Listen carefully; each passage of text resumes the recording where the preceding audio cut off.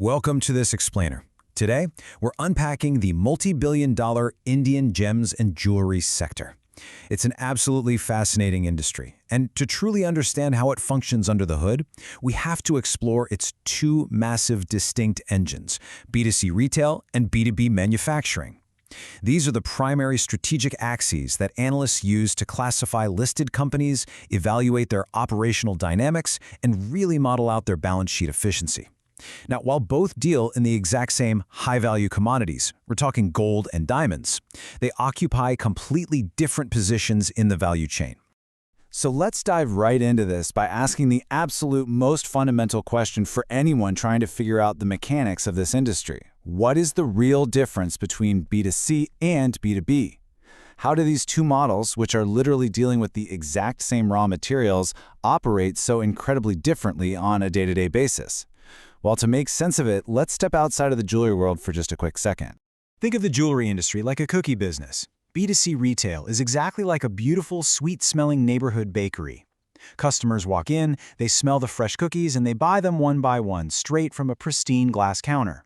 The bakery owner gets all the money from that final sale, sure, but they also have to pay for a flashy storefront, the perfect lighting, and the staff to serve you.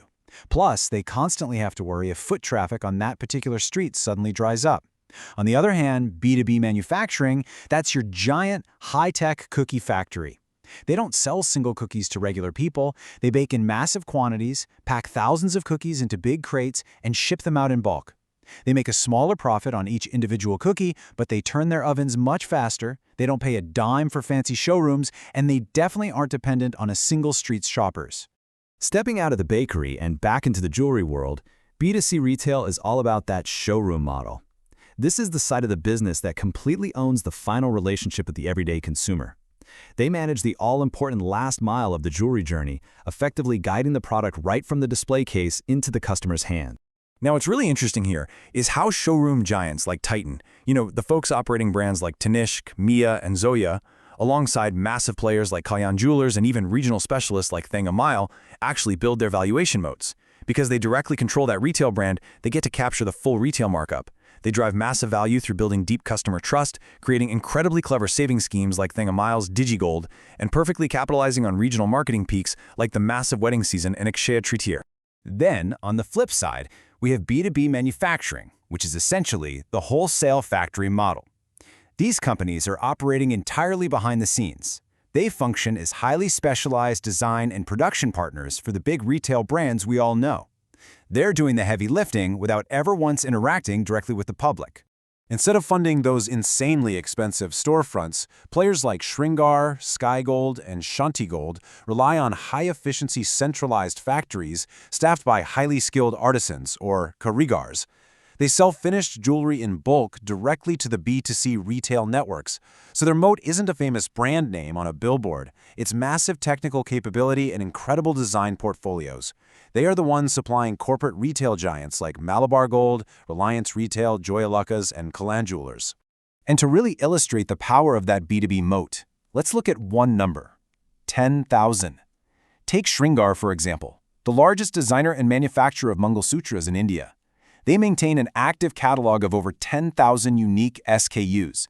That is an absolutely astonishing level of design depth, and it's exactly the kind of massive inventory portfolio that's required to secure and keep accounts with those huge corporate retailers.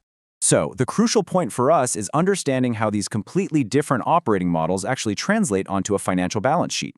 If you're an equity research analyst trying to build a financial coverage model, how do you evaluate the strategic trade-offs between the showroom and the factory? When you really break down the metrics, a stark contrast emerges.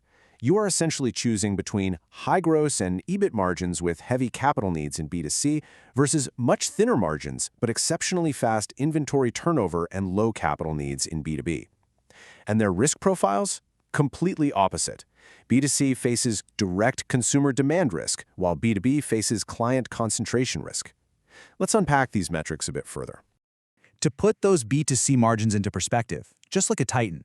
This top-tier retailer boasts a very strong 10.6% EBIT margin on its jewelry. Why? Well, because B2C margins are heavily driven by their product mix, specifically what's called their studded ratio. By selling high-margin diamond-studded jewelry and charging craft premiums directly to consumers, they capture a massive share of the value chain. B2B players, since they're selling at wholesale rates, see much thinner per-unit margins. But you have to remember that high margin comes with a massive cost. Consider the capital expenditures, or CAPEX. B2C retailers carry an incredible burden here. They must buy prime real estate, fund long-term leases, pay for gorgeous interior fit-outs, and literally lock up millions of rupees in physical gold just to fill their display cases. It's highly capital-intensive. Meanwhile, B2B players enjoy a huge asset-light edge. They have virtually zero retail frontage costs. If they want to scale, they can cheaply double their production capacity just by expanding one centralized, automated factory. Now, because the B2C model is so incredibly capital-heavy, these retailers have to get really creative if they want to scale rapidly without taking on crushing debt. Companies like Kalyan Jewellers are mitigating this balance sheet strain by heavily utilizing capital-light franchise structures. A big one is the FOCO model, franchise-owned, company-operated. And to fund those incredibly expensive display cases, they leverage specialized financial structures like gold on lease or metal gold loans, which they get directly from bullion banks. But now, consider the massive working capital advantage for B2B. Manufacturers like Sky Gold, Gold, and Shringar are turning their entire inventory over an astonishing 6 to 9 times a year. Sky Gold leads the pack at 9x, while Gold sits around 7.5x and Shringar is at 6.3x. Because they are supplying steady, pre-ordered volumes to retail clients, their inventory is moving incredibly fast. This creates a night-and-day contrast in the cash conversion cycle. On one side, you have the high-velocity B2B manufacturing loop. Bulk items are pre-ordered, manufactured, delivered, and paid for rapidly.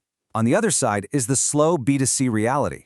Think about a high-ticket diamond bridal set or a solitaire. That might sit completely untouched in a beautiful display case for months before finally finding a buyer. That results in a significantly slower inventory turnover and a massive working capital lockup.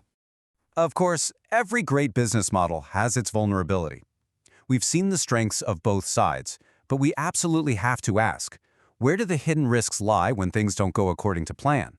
What's actually keeping the executives of these jewelry empires up at night? It ultimately boils down to a direct dichotomy.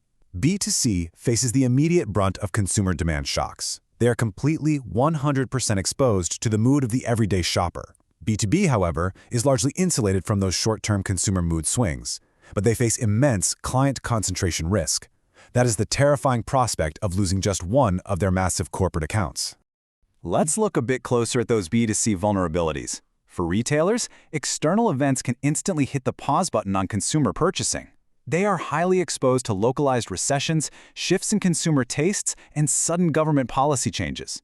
For example, a steep tariff hike, like the record gold import duty hike to 15% in May 2026, can immediately cause a short-term freeze in everyday jewelry purchasing, hitting B2C retail sales right where it hurts the most. Meanwhile, the biggest red flag for B2B is debtor risk, which analysts measure in debtor days. Because B2B players often have to extend credit to secure those highly lucrative corporate accounts which might make up 50% of their revenue, any delay in payment is a massive warning sign. For instance, when Shringar's receivables stretched from 26.9 days to 38.3 days, analysts watched that very closely. It signaled potential balance sheet stress or even channel stuffing simply from extending too much credit to those huge retail clients. So, after dissecting everything today, from that initial cookie analogy, through the wildly different capital expenditures, all the way into the cash conversion cycles and the hidden risks, I want to leave you with this final provocative thought to ponder. Knowing the profound operational differences that define this industry, as an investor, do you prefer the high-margin, brand-driven showroom or the high-velocity, asset-light factory? It all depends on where you believe the true value of the jewelry supply chain actually sits. Thank you for joining me on this explainer, and I hope this deep dive has forever changed how you look at the jewelry industry.